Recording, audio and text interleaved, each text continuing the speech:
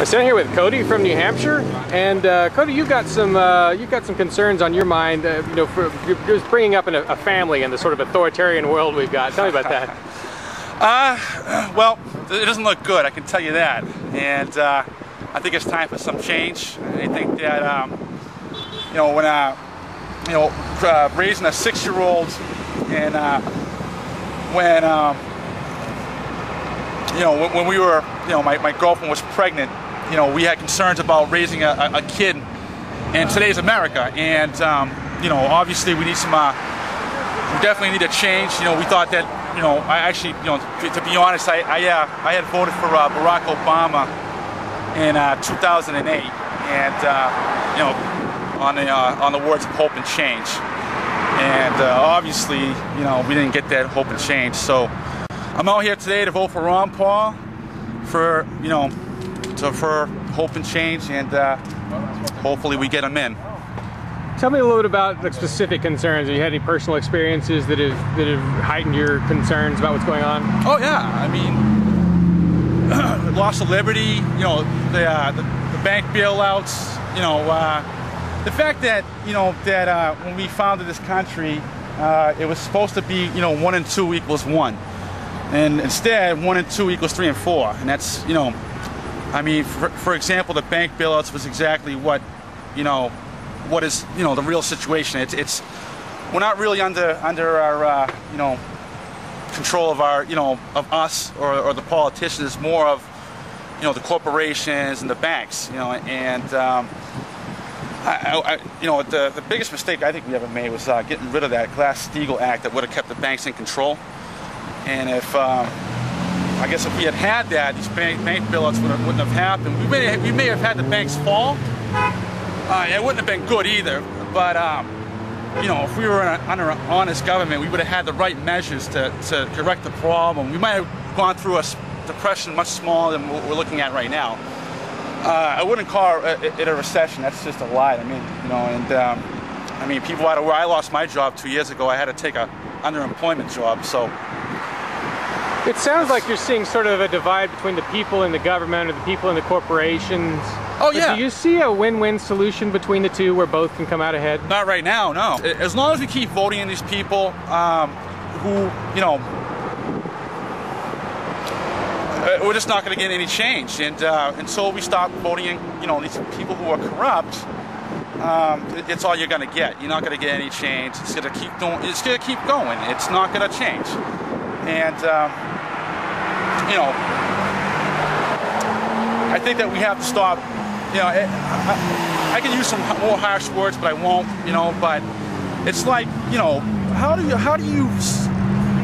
you use taxpayers' money to support banks that were corrupt? How do you do that? That's ridiculous.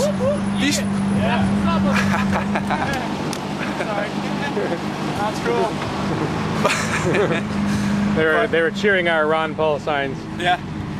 But my biggest thing is that what you see. I was once in the stock market, and what I noticed was, this is on the surface.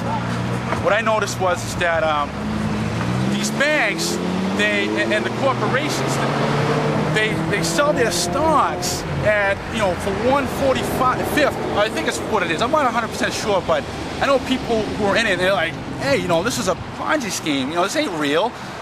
And I put all this money into it, and I'm like, you know what? They're right. It's like they rig the game, meaning like they're insiders. They're not.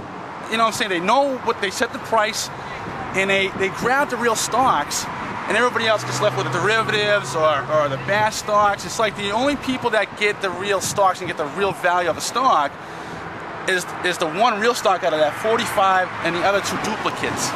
So it's all duplications, and we bail them out when it all falls apart, because it's not, to me, it's not the real stock market. You know what I'm saying? Yeah, so, it's a controlled stock market. It's a controlled and stock the Ponzi market. stock market. Well, yeah, it's insider trading. Kind of like the old Iraq stock market. Yeah, something like that, right? All right. But yeah, I just don't think it's right, and it needs to change. And I just think we, I don't know. It's the more we get, the more people get to vote for Ron Paul. You know, if we get Ron Paul in, I think we're going to see some real change. It may be slow, and maybe painful. It's going to be painful. It's not going to be, you know, it's not going to happen overnight. And I mean, we're talking about going from what it's been for, I don't know how long, like 50, 60, 70 years. Yeah. If not, you know, more than that. And it's going to be, you know, it's going to be probably, I mean, Ron's 76, so if he gets in, depends on his, you know, it depends on his health. I think he's in great shape for a guy who's 76, but I think he could have taken Rick Perry out if that had gone a little further the other night. I don't know. What a jerk, huh? Jesus Christ.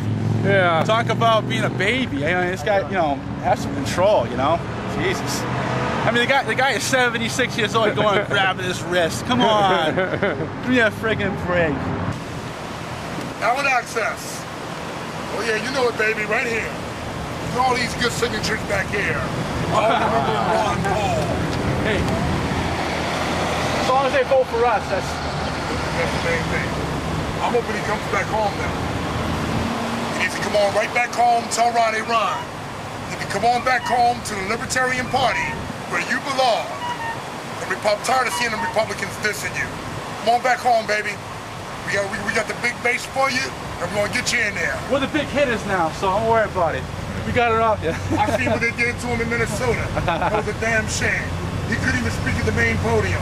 He had to go to the Target Center. Yeah, I know, yeah. I was there, I seen it.